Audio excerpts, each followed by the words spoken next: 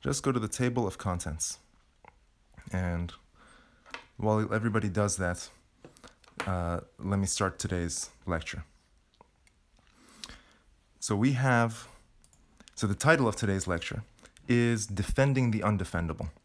And this comes from the idea that the people who deserve to be defended the most are the people who the rest of society thinks are undefendable, are the worst kind, are the scourge of civilization. And we have criminal defense lawyers who defend murderers, serial murderers, rapists, pedophiles, the worst kind of people.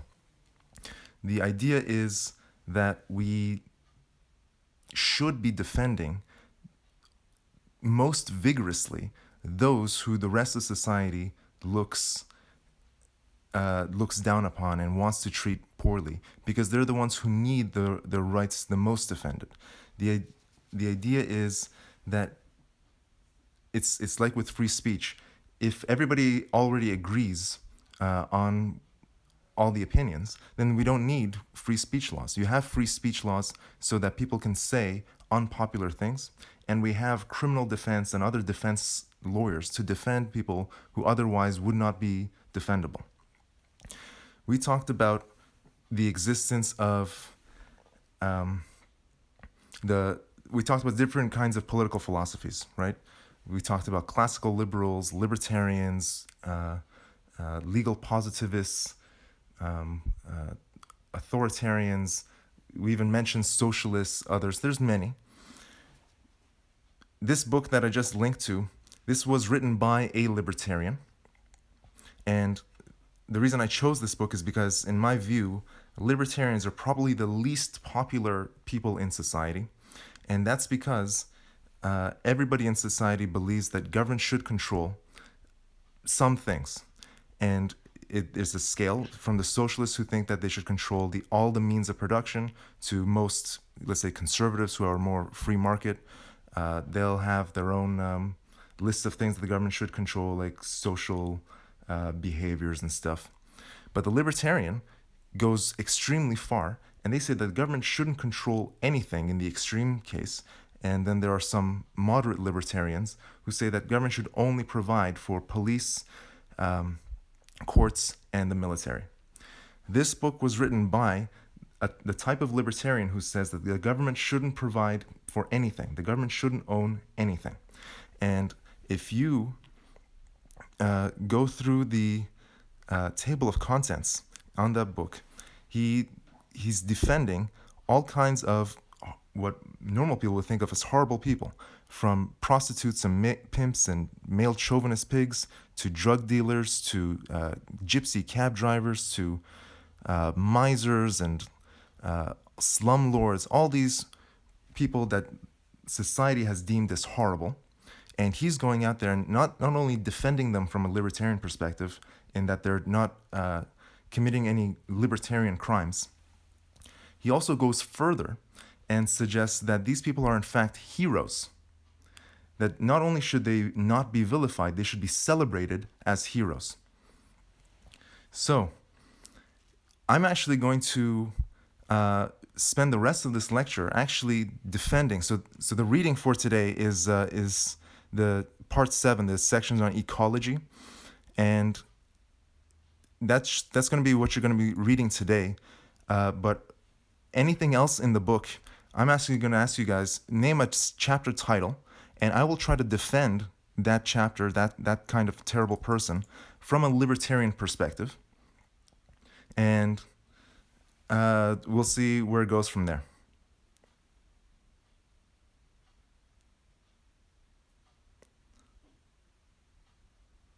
So the fat capitalist pig employer, that's the first one I saw. So the fat capitalist pig employer, people are mad at employers. We talked about this a little bit in class about exploitation. People are worried about big fat corporations, the CEOs getting paid millions of dollars while their workers are getting paid a pittance. The libertarian defense of this is that in modern society, an employer-employee relationship is always voluntary or consensual, at least if we're not considering the cases of being coerced by nature or by other circumstance into making an agreement. But if somebody chooses to sign a contract with another person freely, as in free from the coercion from other people, then that's a voluntary relationship. And as we learned from this class, that all voluntary exchange is a mutually beneficial exchange. So fat capitalist pigs employers are offering money, more money than the employee would have been willing to accept otherwise in order to work. If they were offering them less money than they would have been expecting, been likely to accept, then they would have not taken the offer. Let's move on. The slumlord.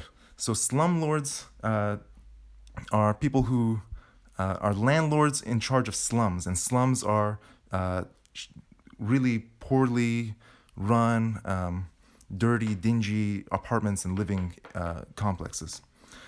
The slumlord also is a hero, according to this author, because he is providing housing to people who otherwise would not get housing. If you got rid of the slumlord, the author argues, then there would have been no housing at all for these people, for the poor and the destitute.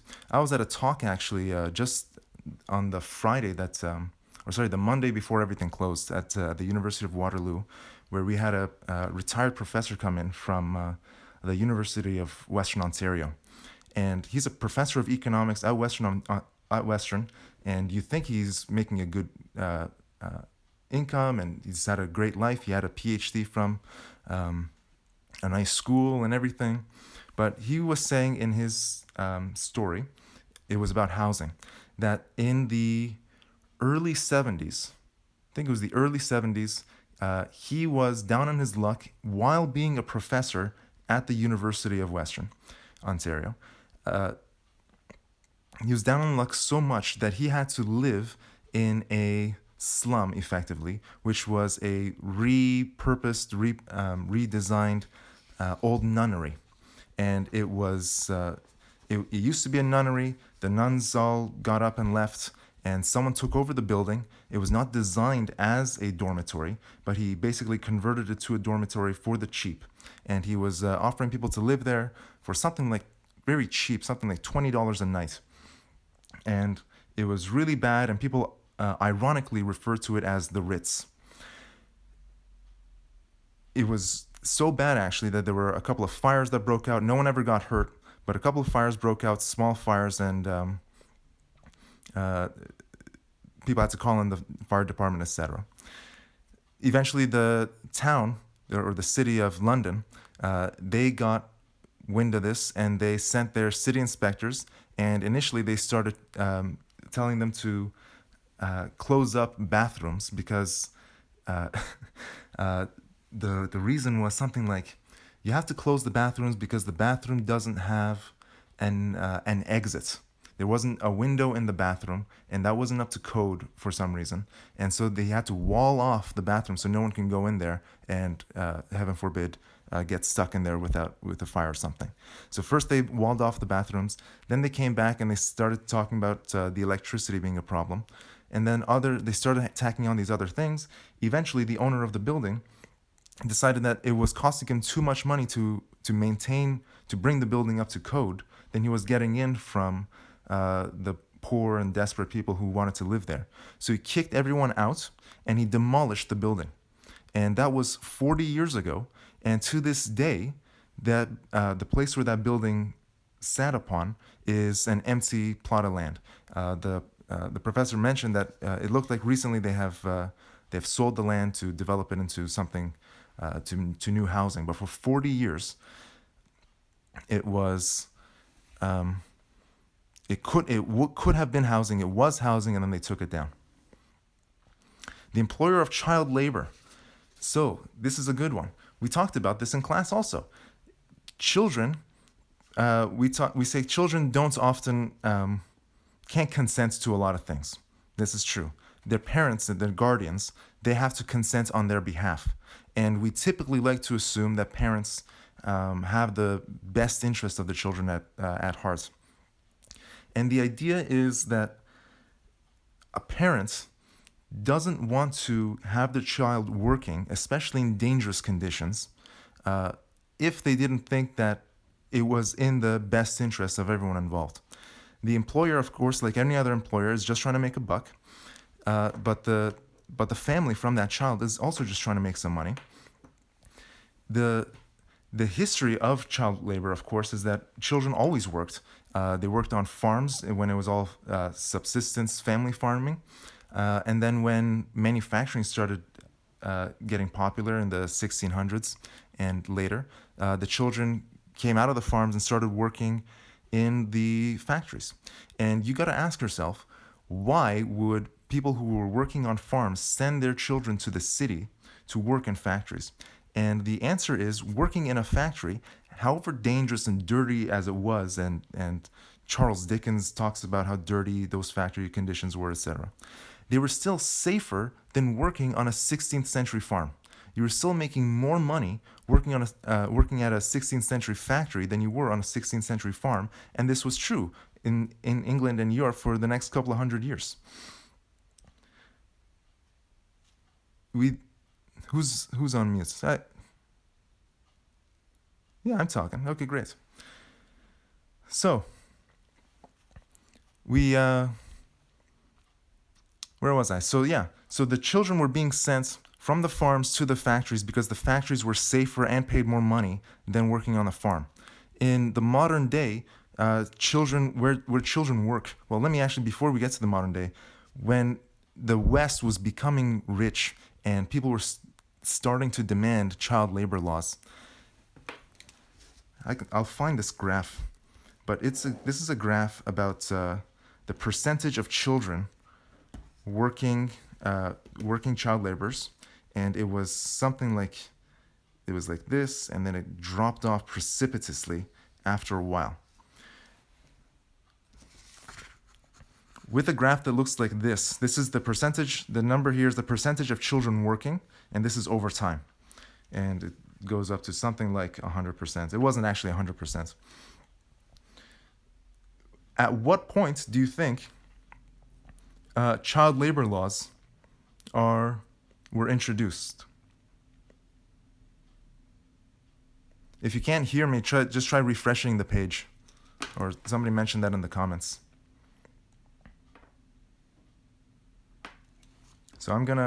So while we figure out how that one user is, we'll call this T1. We'll call this time T2, this time T3, and then this time T4. So on this graph of percent of children working over time, at which time do we think that child labor laws were introduced? T2, T3, T4.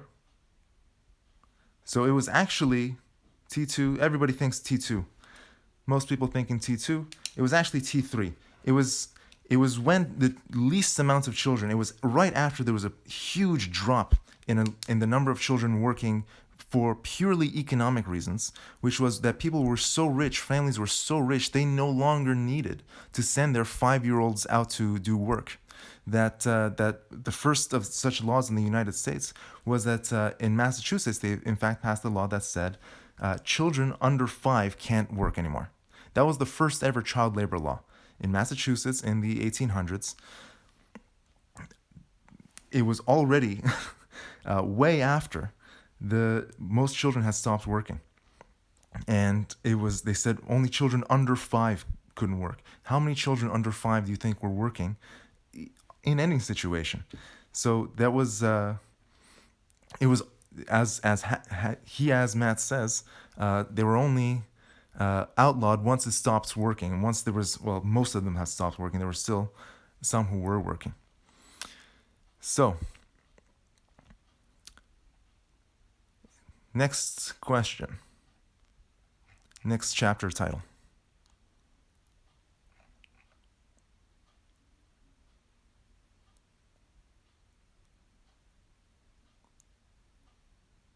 Someone give me another chapter. The advertiser.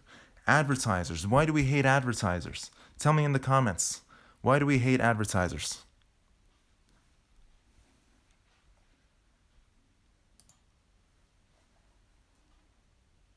They're annoying.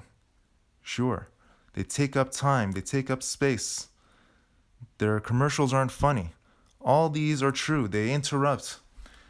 The question is, what do advertisers do? Why do they exist?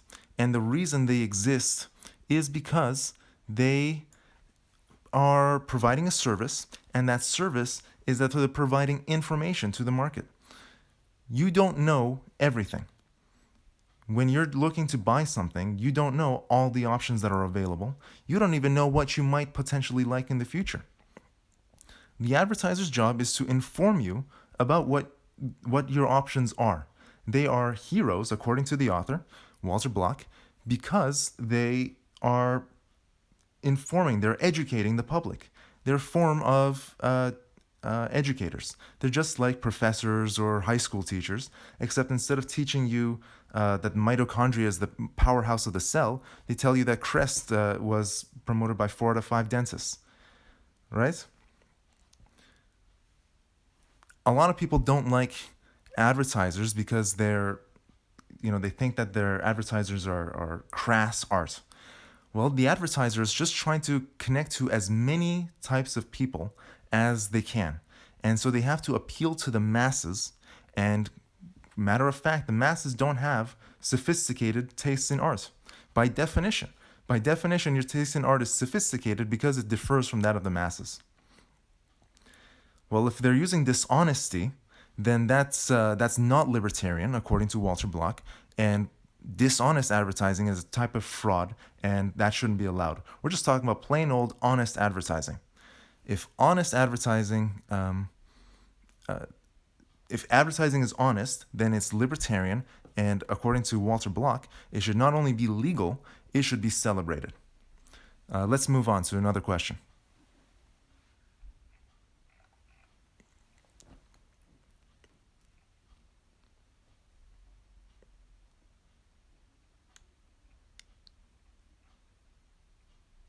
The litterer. Okay, so this is one of the chapters I've asked you to read. The litterer. You have to understand what does it mean to litter. To litter means to pollute public property, right? Litter means to pollute public property, and we have because you can't litter on private property. Remember, if you're on private property, if you're at your friend's house and you just dump some garbage in your friend's kitchen, that's not littering. That's just that's doing things that are not allowed by the contract between you and your friend, or it's a type of trespass, you can say. But littering is trespass of public property. The problem with the litterer is that they are just taking advantage of the tragedy of the commons. The crime of the litterer is that they're taking advantage of the tragedy of the commons, and that's why they should be, they shouldn't be held to a higher standard just because the tragedy of the commons exists. It's everybody's property. If public property is everybody's property, then they have just as much right to that land as everyone else.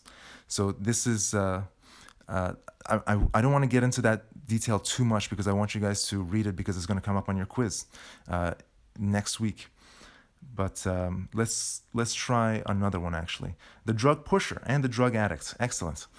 So, or actually, just before I start on the drug pusher, on the snake oil salesman, there's a great article on snake oil salesmen about the economics of those guys that I'll post in the YouTube video once this gets posted online.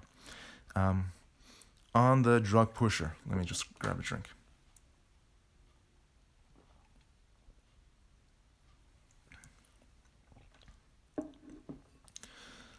So the drug pusher is someone who sells drugs, and selling drugs and drug addict is someone who uses drugs. Under libertarianism, You own your own body. You can choose whatever you want to buy or sell. You can choose whatever you want to consume. The drug addict is just a type of drug consumer, and they're consuming whatever they want. And you have to recognize that in our society, where there are lots of drugs that we've said are okay to consume, for example, cigarettes, caffeine, alcohol, those are fine. Those are drugs. Those do mess with your mental capabilities, but for whatever reason, we say those are fine. It was just a bunch of newfangled drugs that became illegal starting in the 30s and 40s, but really with the 1970s, the war on drugs, which was started by Richard Nixon. And Richard Nixon, U.S. president, was famous for recording all his conversations, which turned against him when he went on trial. But it's a treasure trove for historians because there's so much information in there. And when he started the drug war, it wasn't to he started it on tape, in the back rooms on tape, in the Oval Office on tape. And the reason he started it wasn't because that he wanted to protect children from getting access to drugs, etc. He wanted to punish his two biggest critics, which was hippies and the African Americans. And he said, what do hippies and African Americans have in common? They both disproportionately use, or that was his idea at the time, that they disproportionately use marijuana.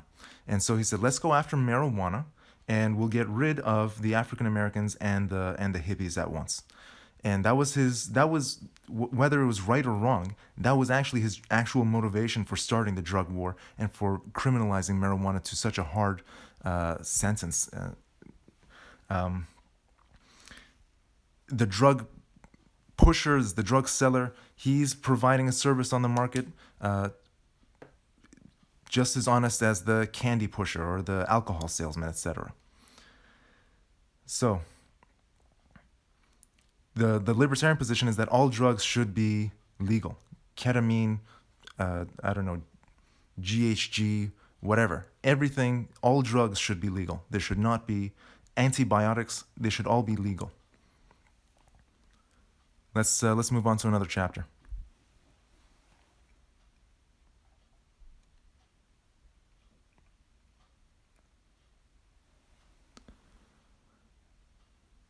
The denier of so just before moving on, laced drugs, that's fraud. So obviously laced drugs are not libertarian insofar as fraud.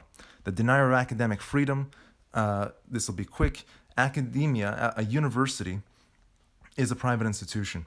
Academic freedom is the alleged right for academics to say and do whatever they want. But they don't own the university. The idea is, so you can't, if you were a professor of history and you just said that the Holocaust was a hoax and nobody actually died, they were daycares and everybody was playing fun games, it would be totally within the university's right and the history department's right to fire that history professor. Of course, even tenure. Who cares about tenure? It could be a contract, but it could still be violating that contract. There's limits to tenure. There's limits to academic freedom. It goes back to freedom of speech, and freedom of speech. Libertarians don't believe in an absolute freedom of speech. What does freedom of speech mean? It means that you can only say things that are acceptable to the property owner. I can't come into your house and insult your mother, and then you say get out, and then I say why? It's free speech. That doesn't count as free speech. Let's move on. So someone's mentioned the male chauvinist pig several times. The male chauvinist pig. Let's start off by saying that the libertarians are against coercion against women, of course. So that's out of the question. Murder, rape, assaults of all kinds. That's out of the question. But if the male chauvinist pig is just the guy who stands at the corner and just kind of looks and whistles at women, then to the libertarian, that should not be a crime, because if he's standing on his own property, if he's looking out his window, then he's on his own property, and if somebody's out on their property, he's got the right from his own property to say and do whatever he wants on his property. if he's complimenting the woman, then according to Walter Block, that's even better. But other than that, being a chauvinist, insofar as you're not violating property rights, is not a crime. Let's move on. So Microcosmosaic says, doesn't libertarianism only work if the consumers have the power to choose with knowledge, aka honest advertisements? Doesn't this require government to have massive regulatory powers that seem in contradiction to libertarianism? So we already said that advertising has to be honest. We can't be dishonest. We can't fraud people. That's illegal under libertarianism. That ought to be illegal under libertarianism. But even if the government wasn't regulating the question, it wasn't regulating the industry, you can still sue somebody for fraud. If even without advertisements, I'm walking by somebody's house and I see they just have a old car on their garage. I walk up to their doorstep and I knock on the door, and the guy comes in to answer and he says, "What do you want?" And I say, "I want to buy your old beat up car. How much do you want for it?" And he says, say $1,000. And it's like, "Okay, is it in working condition?" And the guy says, "Yes." So he says, "If it's in working condition, then I'll pay you $1,000, no problem." We make the exchange. I try to drive the car, but turns out it's not in working condition. There was no advertisement there, but there was still fraud. So fraud can happen with or without advertisements. Advertisement is not a special conduit of fraud. Social justice isn't really a thing in libertarianism. That's right. There's a famous libertarian named Friedrich Hayek. He had a whole chapter. He won the Nobel Prize in economics in 1974. And in addition to being an economist, he was a social commentator and social philosopher. And he wrote an essay called The Mirage of Social Justice. Because all justice has to be interpersonal, and social justice presumes a lot of other things that libertarians don't accept. Does it just mean that it's up to the individual to protect liberty and property? No, it actually doesn't. Under libertarianism, libertarians believe in private defense agencies. So just like right now, the city has the city police, but you're not allowed to offer competing services with the city police. Libertarians talk about privatizing the police. They want a private option for the police. So if you don't like the local police department, you can choose to buy the services of another police department.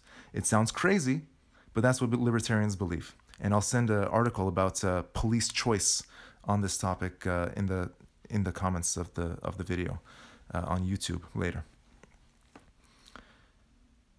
So next, any other questions?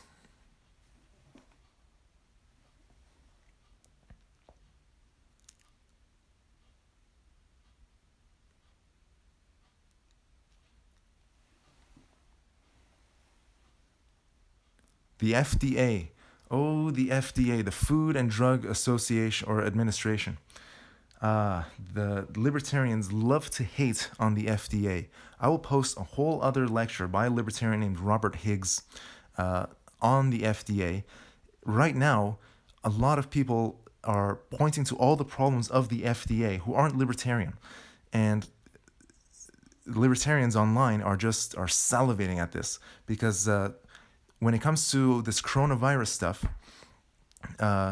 the FDA was initially the agency in charge for choosing not to test people, from prohibiting private at-home tests, for prohibiting a lot of masks from going on the market, and for limiting something called the right to try. So if there's an experimental drug on the market that's reported to have had some success, the FDA won't let people who are in terminal stages of a disease try a drug unless they were signed up ahead of time for the trial.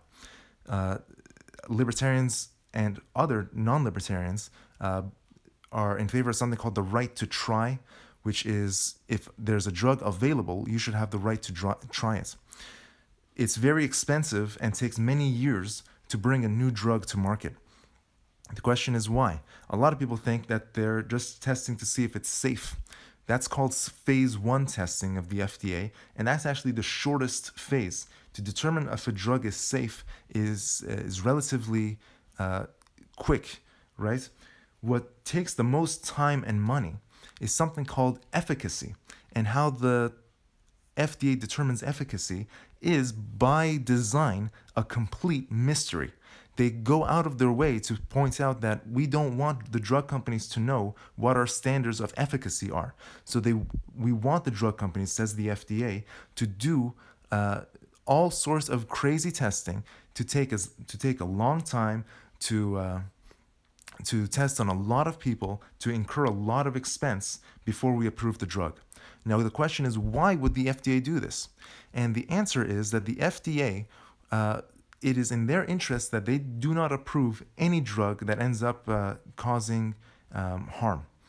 And so, because of this, they are in a position where it's in their benefit not to approve any drugs. Because if any drug has any risk and it ends up failing, people will blame the FDA. And it'll be bad on the FDA, and people might get fired or at least embarrassed. And they're trying to avoid embarrassment.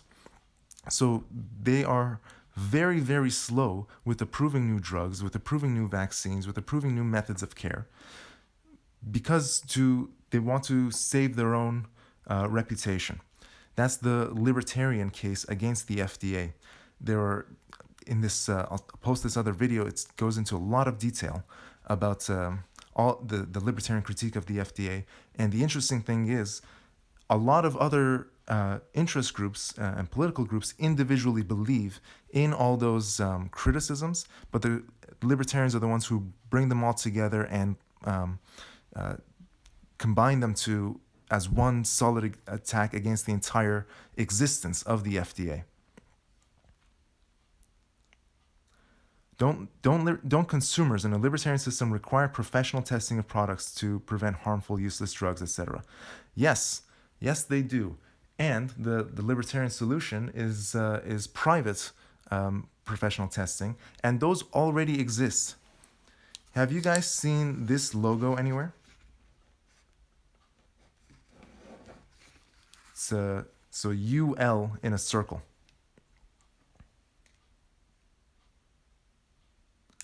So UL in a circle, that's the logo for something called Underwriter Labs.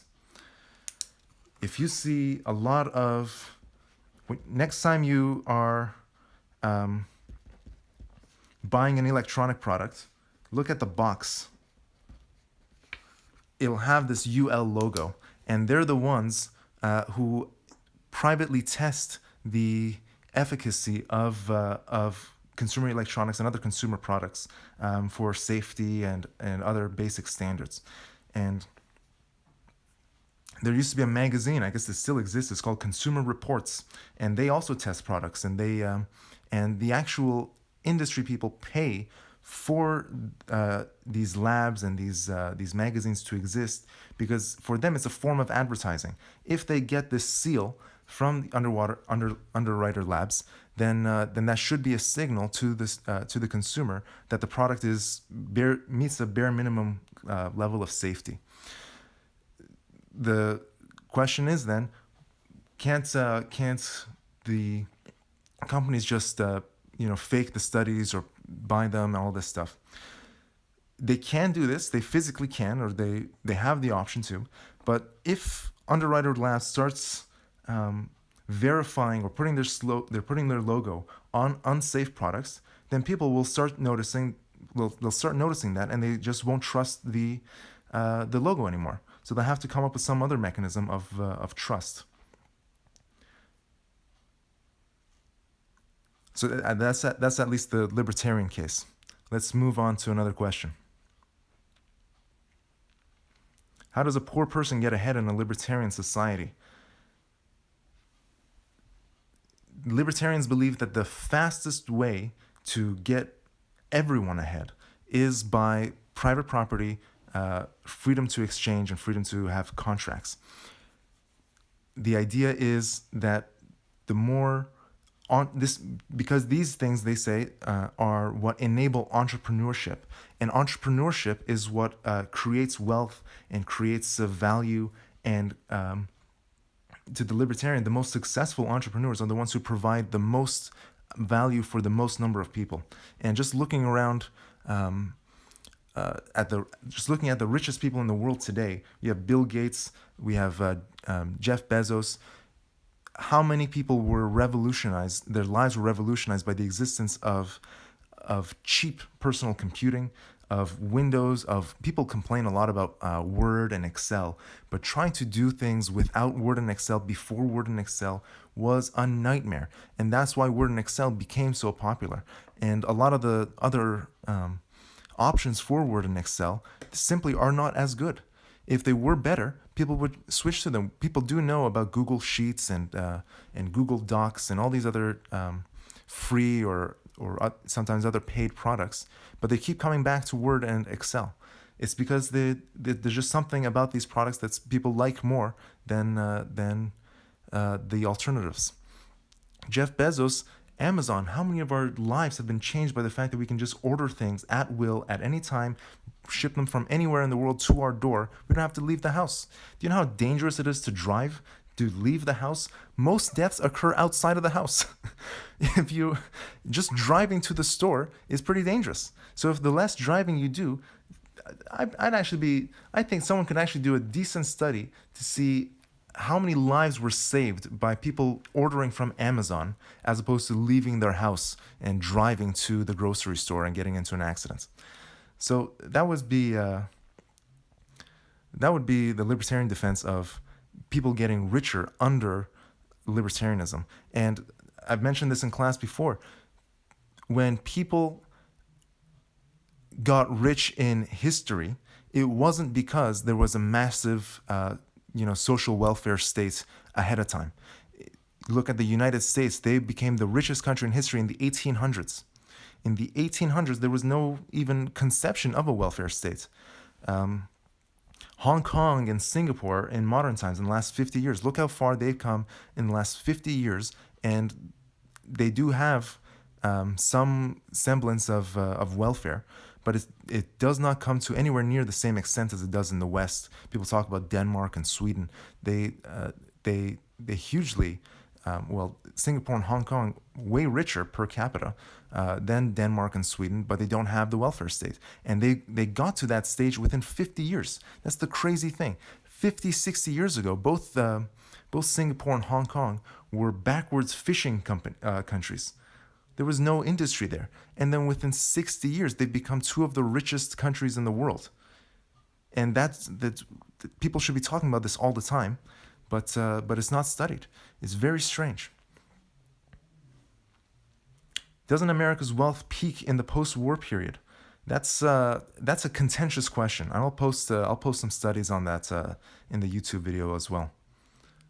Is there any merits for this debate using theories outside of libertarianism? Do they still apply if examined under different theories? No. So the whole point of libertarianism is that it's a self-contained theory of property rights, and it doesn't get into personal morals, right? So libertarianism doesn't take an official position on whether you should cheat on your wife, because unless you make it into like a contract, etc. But libertarianism is just about the use of coercion, the use of force in society.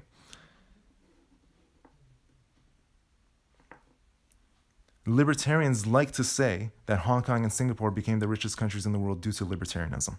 That's what they like to say. That's the libertarian position. Others may disagree. They definitely didn't come into power because of a gigantic welfare state. That's for sure. No one ever says that. Let's move on to another question. Last question. It's already 2:16. The dishonest cop. Oh, thank you. The dishonest cop is the cop who does not enforce crimes. Why?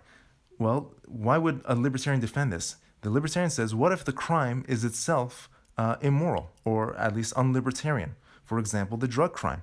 If somebody's smoking marijuana on the corner, the dishonest cop will see him and then will say, look, do that at home, or give me $100 and I'll pretend I didn't see it. That's a dishonest cop. But what he's being dishonest about is that he's preserving the individual's rights. He's allowing the individual to continue existing without coercion, or without the threat of coercion. You can even take it even further, right? So a lot of people don't like examples of Nazi Germany, but imagine if there was a dishonest cop in Nazi Germany, and in fact they were, feeding people, getting people out of the concentration camps instead of getting them in. Would that be such a terrible person? Most people would say no, right? The idea is the dishonest cop is only bad if you take a legal positivist view, or if you think that all laws are good.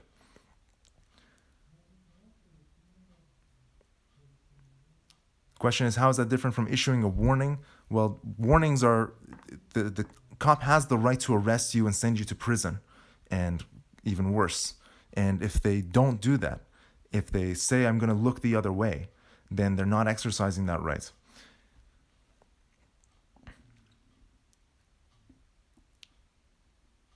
All right, guys, it's 2:18. Let me just clean up some of the stuff I'm seeing in the chat, if I see anything else.